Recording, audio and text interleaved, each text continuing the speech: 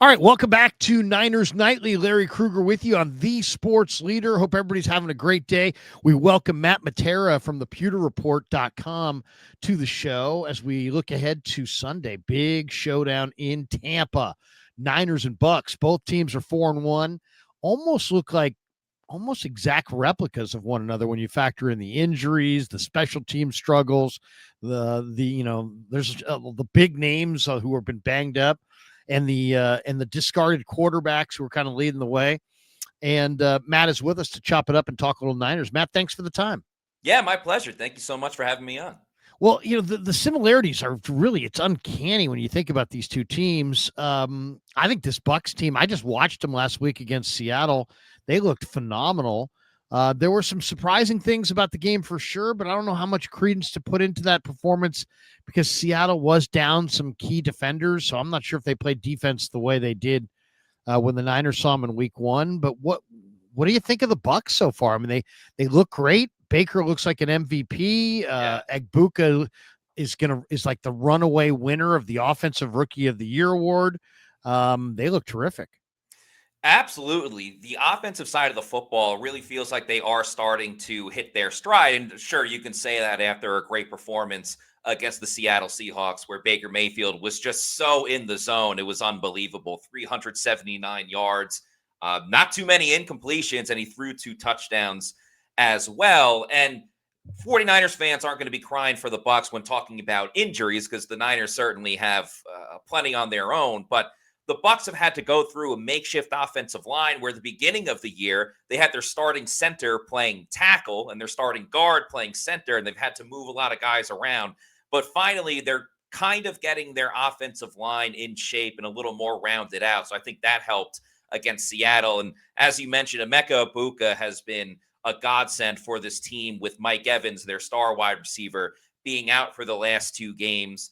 And Chris Godwin Jr. just coming back from a very serious injury that, cost him really 11 months. So he's still knocking some rust off. But when Baker Mayfield's playing like he is, just being so sound in the offense, he's very difficult to stop. He looks terrific right now. I mean, he completed 88% of his passes last week. I mean, that is just against a good Seattle defense, and on the road. They don't have Bucky Irving. And so they're leaning on Rachaad White. They're leaning on Sean Tucker a little bit. How's Tampa's run game different with White and Tucker as opposed to Irving?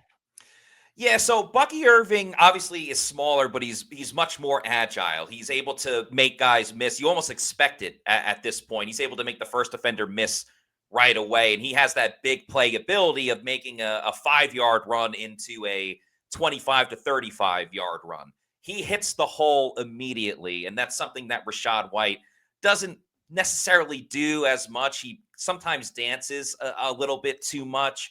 He's a smooth operator when he is running the football, and he's kind of better in short yardage situations, oddly enough. But he's a little bit more physical as a running back, too. Now, he is great in the passing game. He's the Bucs' best pass blocking running back. He'll go up against any blitzer that's coming to the line of scrimmage and trying to get after Baker Mayfield. So you lose a little bit of explosivity with Rachaad White, but this is his 4th year in the league. He went from backing up Leonard Fournette to then being the starter, and then Bucky Irving, came over last season as a rookie and became a sensation for this team. So they lose a little bit of that spark and flair, but certainly are very capable with Rachaad White as the starting running back. Sean Tucker is an interesting case. He was an undrafted free agent for Tampa Bay 2 seasons ago. Has that home run ability, might be the fastest running back on the team, but it's taken a little bit more for him to develop and understand how to play at the NFL level. He struggles a little bit with third down situations, so he hasn't seen the field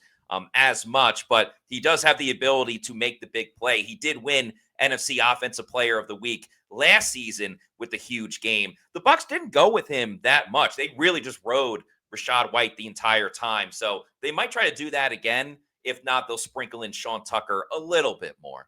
It's an incredible receiving core when healthy. I mean, Mike Evans is going to the Hall of Fame, but he didn't practice yesterday or today. He's got the hamstring. Godwin showed up on the injury list with a fibula injury, which was a little bit of a surprise. He didn't practice yesterday or today either. Do you expect either of those guys to go, or are they just going to lean heavily on the rookie? Mike Evans won't be going in this game. It looks like next week the Bucs have a Monday night football game against the Detroit Lions, which will be a very fun one as well. That looks like where Mike Evans will make his return. He last played in week 3. Chris Godwin Jr. is an interesting one. Head coach Todd Bowles said during the week that he's just sore. He's probably sore that he just played 2 games in a row, again, after missing so much time. But the fact that he hasn't practiced the last 2 days, I think it's a 50-50 shot with him. They'll definitely be without Mike Evans. But the big thing for the Bucs is that they really built into their depth at wide receiver. Emeka Egbuka, of course, which a lot of people were surprised that they took him in the first round with all the needs that Tampa Bay had on the defensive side. They also drafted in the 7th round Tez Johnson out of Oregon, and he's a speedster, can make guys miss. He's good friends with Bucky Irving, so he learned a little bit from Bucky Irving as well. But they'll lean on Sterling Shepard and Tez Johnson if they need to, of course, with Emeka Egbuka leading the way.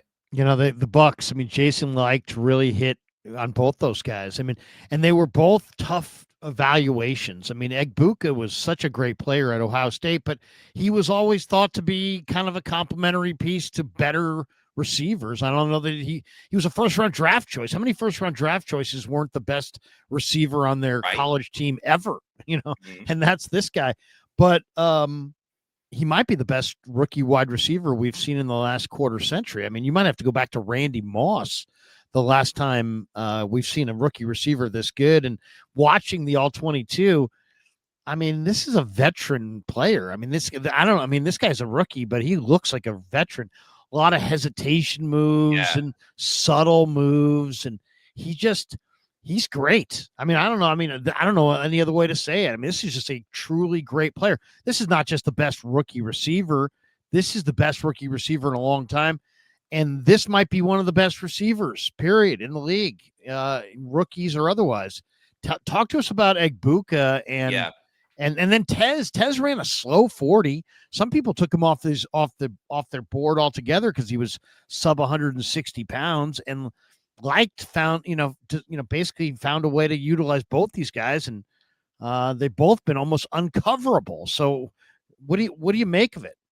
Yeah, starting with the Emeka Egbuka, I mean, anytime you're getting comparisons to Randy Moss this early in your career, it has to be a good thing. He's been absolutely spectacular. And we saw him in training camp, and he looked good. You would have expected big things from him, especially being a first-round pick. But I don't think anyone expected what he's doing right now in the league, being near the top in touchdown receptions and, of course, receiving yards as well. The subtlety is a big thing. Some of his head fakes when he's, breaking out of a route, they look like he's been in the league for 5 to 10 years at this point. And he's a really grounded person. Like you mentioned, he doesn't look like a rookie. He doesn't act like one either. And he's been so complimentary to how Mike Evans and Chris Godwin Jr. have brought him along. He said, I truly feel like I was brought to the right spot to learn from some of these guys. And coming in with the assumption that Mike Evans was still going to be wide receiver 1, and even Chris Godwin Jr. was going to be wide receiver 2,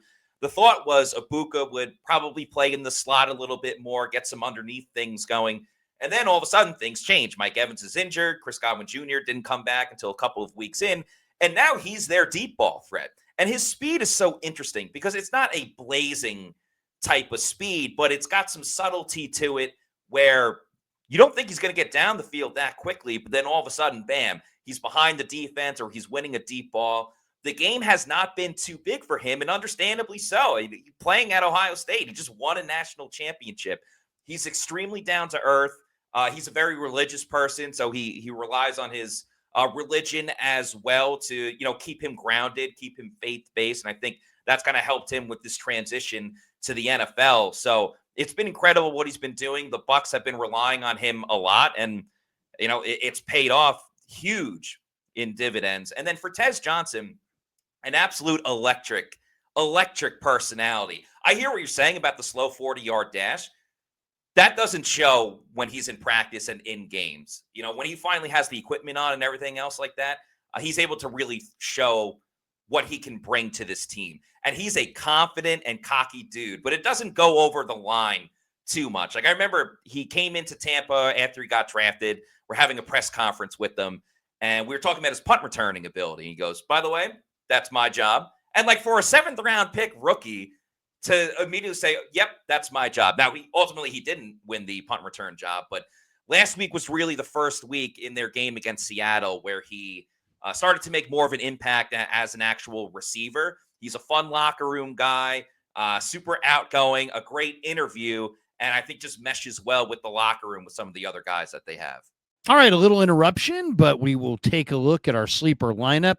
This 49er football season, all season long on the Krug Show, is presented by Sleeper, the fastest growing fantasy platform in the world. It's a one-stop shop. You get blazing fast news, real-time stats, group chats, season-long leagues, and of course, Sleeper picks for daily fantasy, where you choose 2 to 8 players, pregame or live, and pick more or less on their stats projections. If you're new to it, use promo code Larry. You're going to get 100% deposit match up to $100 on your first deposit. The link's right there in the description. If Jason liked whoever his contact is at Oregon, he's got to make sure he tips that guy well, because, I mean, Bucky Irving and Tez Johnson in back-to-back drafts, and neither guy was necessarily celebrated on draft day. And here we are a couple years later, and Irving looks like one of the best young backs in football. And as we said, Tez looks, borderline uncoverable in that 40 time, which was really slow. Obviously, there's no connection between that and his field fast. He's field fast. I mean, some guys are faster with the pads on. Some guys are, some guys get faster when they take those pads off. Not everybody, though. And this guy does carry his pads well. He was great at Oregon. He's great now. You mentioned, the offensive line. I mean, what about the injuries as far as Mock's out, right? Wirfs is back and Gadecki's still out. Is that how it sits? Yeah, so Cody Mauch, their right guard, he's actually out for the year, unfortunately. He sustained an injury in week 2 against the Texans.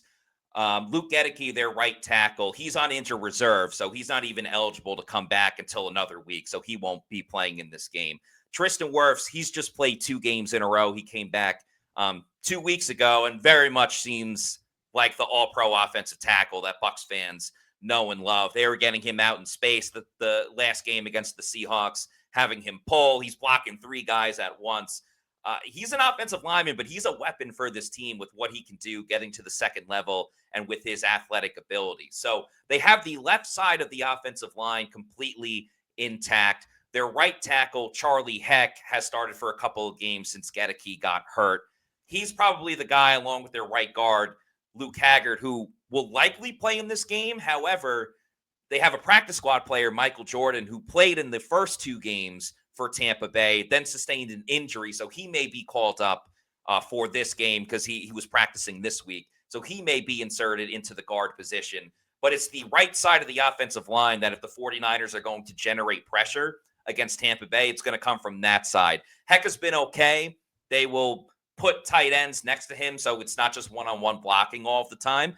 And they're kind of just hoping and praying until Luke Gadecki comes back. Mayfield has a swagger about him. Both these quarterbacks are kind of reclamation quarterbacks.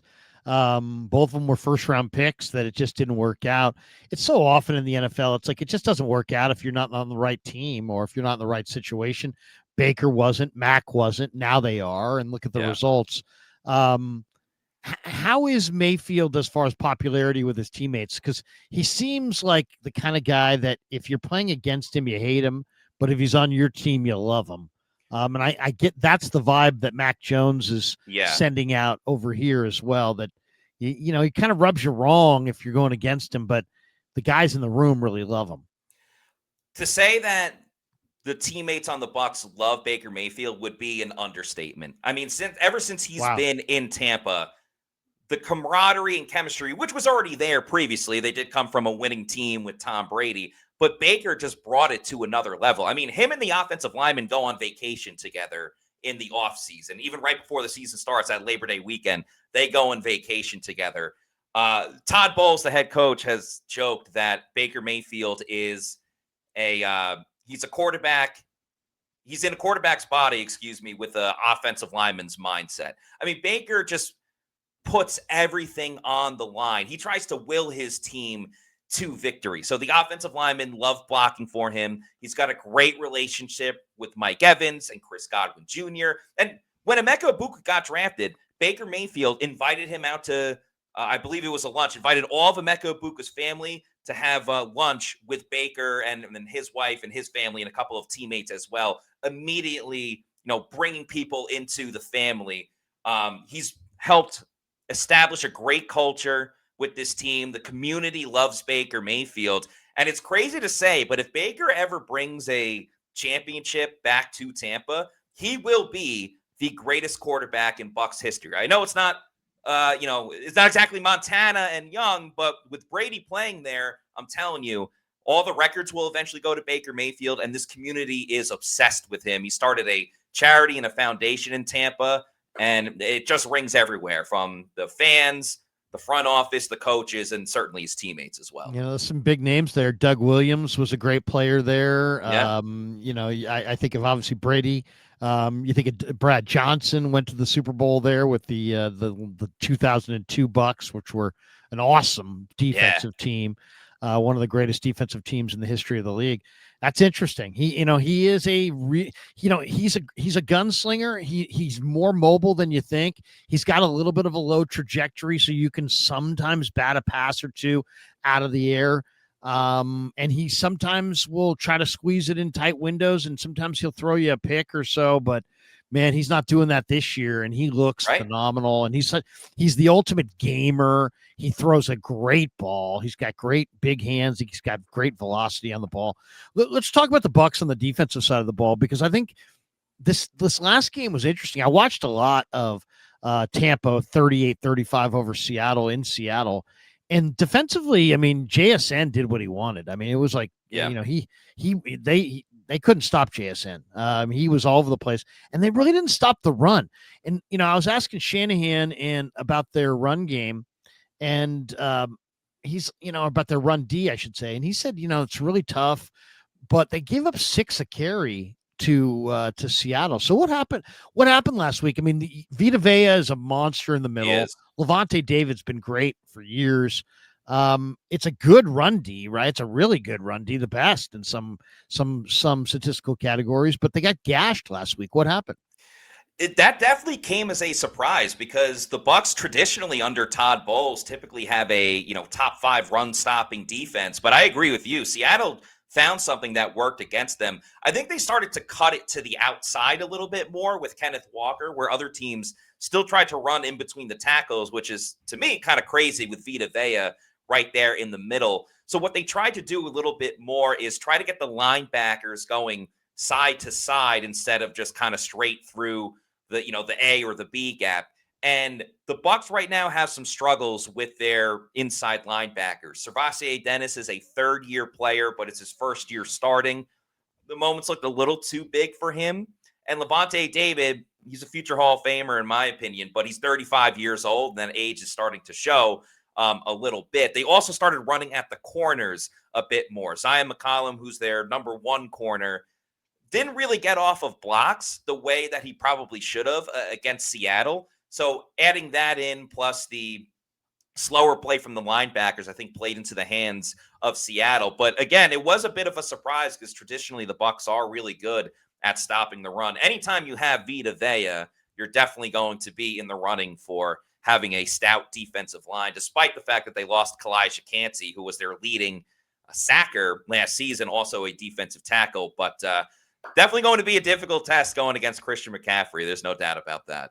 Yeah, I mean, if there's one advantage the Niners may have, it's the Bucs have struggled to cover running backs out of the backfield, and here comes Christian, who's probably the best. I mean, as far as receiving out of the backfield, and really he's been more impactful as a receiver this year than he has been as a runner. The Niners have struggled to run the football, but man, he is a weapon in the pass game.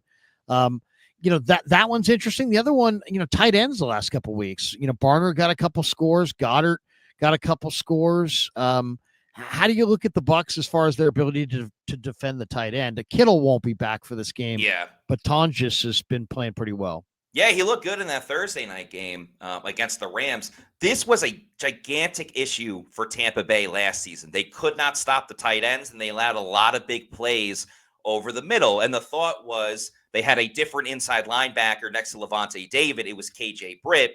And Britt was physical, but he was a little slow and prodding, where Savase Dennis, who they have now, is a little bit quicker and can defend the pass better. He hasn't defended the pass that much better, at least compared to the billing of what everybody saw in training camp and what was expected of him. And I think teams have been taking advantage of Tampa Bay in that aspect of it, where yes, Jackson Smith and Jigba did beat Tampa Bay deep, but outside of that, the Bucs kind of revamped their secondary as well and kind of made some moves where they drafted Benjamin Morrison in the second round and Jacob Parrish in the third round. They're two corners that have really helped out this group, even though it doesn't look like Morrison's going to play in this game. And Tyke Smith from Georgia, he's in his second year. He played in the slot last year. They moved him back to free safety, or strong safety, excuse me, to be next to free safety, Antoine Winfield Jr. So they've kind of kept, for the most part, everything in front of them until that Seattle game. And therefore, teams have tried to find other ways to beat Tampa Bay, and they're just trying to exploit the biggest weakness, which right now is still over the middle, 15, 20 yards down the field, and trying to get matchups against the Bucs' slower linebackers. So it's really just kind of taking advantage of the speed aspect of Tampa Bay after the first line of defense. What looks to be a challenge for Tampa early on in the year is that a lot of their injuries are coming in the same spots, right? They lost 3 offensive linemen. Yeah. They've had injuries at receiver. Luckily, they drafted Egbuka and Tez. Now they're having injuries at corner. What can you tell us on that front? I know Zion McCollum's a big corner who I've always liked, but he's got a thumb injury, didn't practice yesterday or today. Morrison, I've loved as well. I thought that was a great pick. I mean, he was a first-round pick that fell to the second round, but he didn't practice today, and he didn't practice yesterday. And then Jamel Dean's got a hip. He was limited earlier this week. What is their situation at corner? Are they going to be leaning on their backup corners in this game?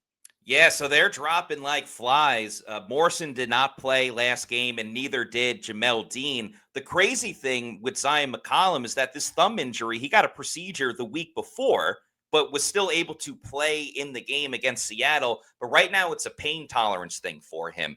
So McCollum has a chance to play based on the fact that they'll probably just take this as close down to the wire as they possibly can. Dean, it does look like he is going to play, but Morrison is going to be out. But it still causes some issues for Tampa Bay. If 2 of those 3 can't play, what likely they will have to do is take their slot corner, Jacob Parrish, and move him to the outside. So let's say Dean does play. You'll have Dean on one side at outside corner. They'll put Jacob Parrish on the other side at outside corner. And then, depending on who's available, they have another safety, Christian Izien, who can play in the slot. Either Izien will play in the slot, or they'll move Parrish back to the slot on like third down or whenever it's a certain package that kind of calls for extra DBs to get into that nickel defense. And their other backup is Kindle Vildor, who's more of a special teams guy than necessarily an outside corner.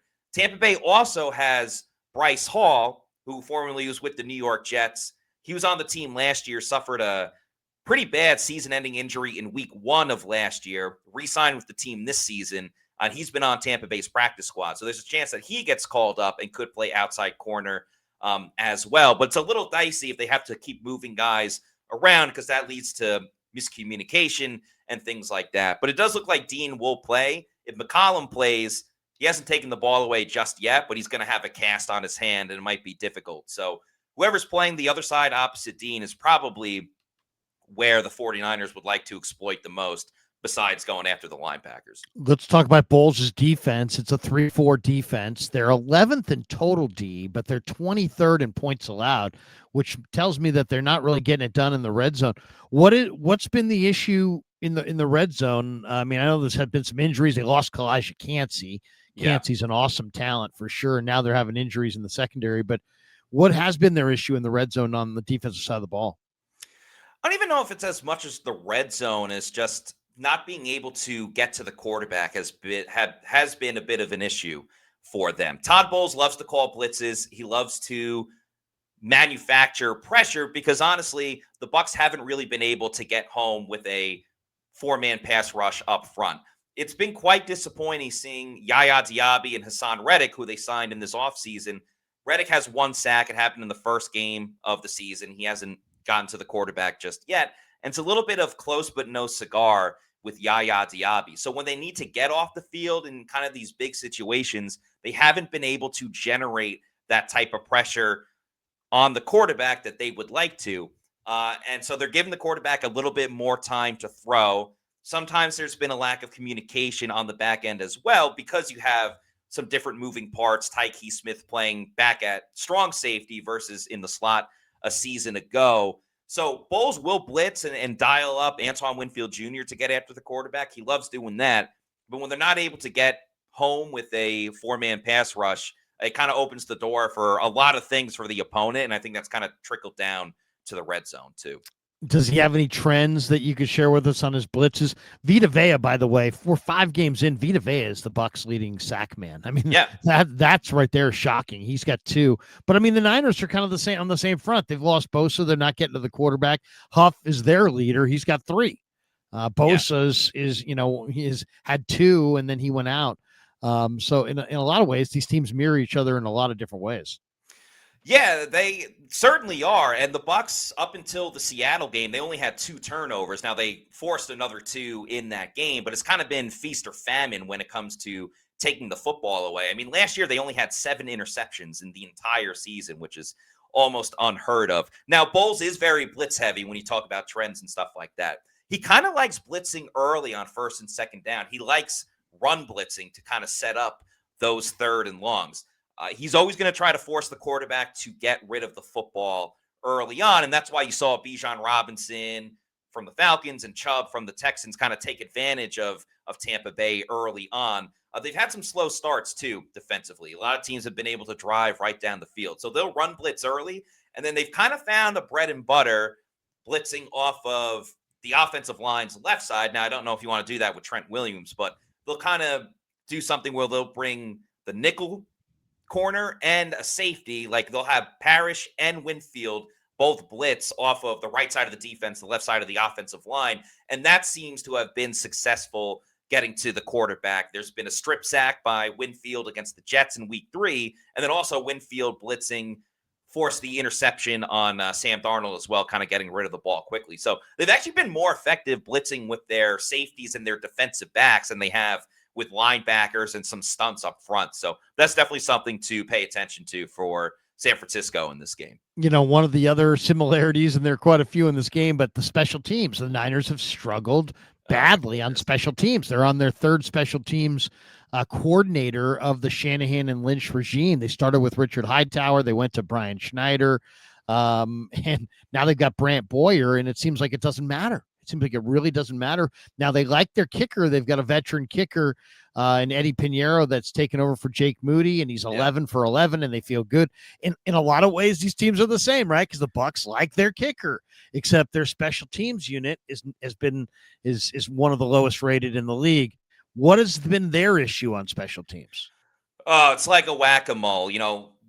There's one problem, they fix it, then another problem arises. The only constant, there's been 2 constants actually. Chase McLaughlin, who people call Chase Money McLaughlin, Chase Bank. He actually struggled early in the season, missed an extra point and missed a field goal. That was a little bit of drama, but he's back to normal. He's hitting game-winning kicks. He's hitting from far out. Their other punt returner, Cameron Johnson, has been electric this season. He's been able to provide some sparks for this team. So those are the only 2 things going right for Tampa Bay on special teams.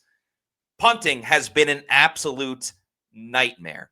They've gotten blocked several times right now against the Texans in week 2. Then they had a kick blocked in week 3, and then they had a kick blocked against the Eagles in week 4 that went for a touchdown. Their punter, Riley Dixon, he's been around the league for a while, has a very slow delivery, so it gives teams more time to get after the punter. And then blocking up front, they just forgotten to block the guy right next to the long snapper. So these blocks have come from right up the middle. Now, last game, they finally corrected it, and they kept another player back to help with a little extra protection.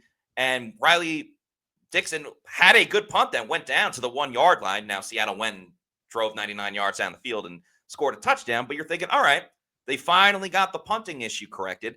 Now, all of a sudden, they can't cover on their kickoffs. Seattle had about 3 or 4 kickoffs that went to around midfield. When you're allowing the opponent to start at midfield every single drive, it's no wonder why they allowed 35 points. They have so many little issues that continue to build up. And as soon as they focus and correct one, another one pops up. So it's been a little bit of a nightmare on special teams this year. Some good, but a lot of bad. Last one for you. I watched some of the, I watched the all 22 of the last game, and then I watched the condensed version of the Bucs games on the NFL Plus. If I was saying most underrated player on this team, I'd probably go with Cade Otton. I really like Otton, the tight end. I just think he can do a lot of things. He's more of a threat in the red zone than you think. He's just a little bit better at every phase of the game than you would think. And I just think every time I look around, he comes up with big plays. If I said to you, and you're covering this team and you're seeing this much closer than I am, who would you have as the underrated Buccaneer that we should keep our eyes on in this game on Sunday? I think Kadon's a good answer because he's Mr. Do-It-All. He's been blocking a lot more this season because of the makeshift offensive line, but he plays 97% of the offensive snaps. So he's always out there. He's always doing his thing. And last game was his biggest breakout game as far as a receiver goes. So that's a good answer there. I would say Sterling Shepard. And it's not exactly everything on the field, but it's off the field as well. He's such a great mentor to this team, showing the young players, how to get ready for each game, how to prepare the right way, maybe giving them some advice about how to make it in the league that Mike Evans and Chris Godwin Jr. can't give because, they've been studs pretty much since the beginning. So he's great with overall advice. He's a maniac on the field. I mean that in a good way. He's the ultimate hype man, hyping everybody up, going absolutely crazy. He obviously has great chemistry with Baker Mayfield because they were teammates at Oklahoma. And he stepped up big when Tampa Bay has needed him. He's physical. He's willing to do the dirty work, blocking in the run game when it's called upon for a wide receiver. He scored a big touchdown against Seattle last week. He had a big 20-yard catch when they beat the New York Jets to set up the game-winning field goal in that game. He does all the little dirty work behind the scenes and has helped make this team better, especially when other guys have been out. So he's been really important to this group. He's got great ball skills. I mean, this guy can really catch the ball. I mean, if it comes down to like you got to have it, and Baker's going to make a pass play, it's like if he throws it to Sterling Shepard, he's going to catch it. I mean, he's going to catch it. He has tremendous hands. He doesn't have great, separation ability anymore, and he's not quite the athlete he was when he came out of college. But man, I mean, if this guy can catch it, he can catch it in a crowd. He can catch it in a crowd and hold on and take a hit. I mean, you're not going to dislodge it. I mean, he's very true as when it comes to catching the football. What about weather on this game? I always feel like anytime you play the Florida teams at the beginning of the year, it's a major advantage. I mean, you don't want to play the Dolphins in September, but it's now October and it's Tampa. So what are the Niners going to run into Sunday in Tampa? So the Niners are actually kind of lucking out with the fact that they moved the game. Originally, it's supposed to be a 1:00 start, and now they moved it back to 1:00 Eastern. Excuse me, and 4:20. Now it's 4:25 Eastern. So you got to think the body clock and everything like that will help San Francisco a little bit more. It's actually not going to be scorching hot, and it can get miserable at that stadium. We're there in like suits and stuff like that, but it can get rough when it's 95, 97 degrees. When the game is about to get kicked off. The exact weather for this game, it should be not bad. I think it should be low 80s, which again, compared to 97, isn't too bad. But I don't think the overall heat will be as much of a factor as it typically is for Tampa Bay. Your favorite Buccaneer uniform? Do you like the creamsicle? I mean, I know they were bad during that era, but I think it's a good look. I mean, I like that look, even though it reminds me of, only the Doug Williams team was really good. A lot of those John McKay teams were maybe some of the worst teams ever, but it's a good looking uni. I kind of like that uni better than the pewter. But what do you think? I mean, you're working for the Pewter Report. I don't know if that impacts things, but how do you feel about the different unis that the Bucs throw out there? So I think like I'm not being biased or anything. I legitimately think every single uniform combination that the Bucs currently have is fantastic. I used to hate and despise those alarm clock uniforms they had when like Jameis Winston was the starting quarterback, but thank goodness in 2020 they finally kind of went back to their somewhat jerseys that it looked like when they won their first Super Bowl. So I think the creamsicles are great. I'm glad they brought them back. I know fans get mad because they don't win a lot in those creamsicles, but they've won in the 1976 throwback uniforms this year. They've worn them twice already. They're 2-0 in those uniforms.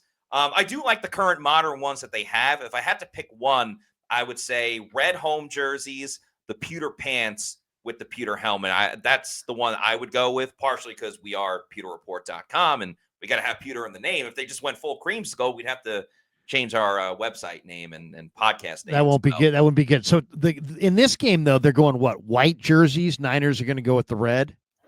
I don't think the Bucs have announced it just yet. Well, the Niners said they were going with their red. Okay, so the Bucs will go.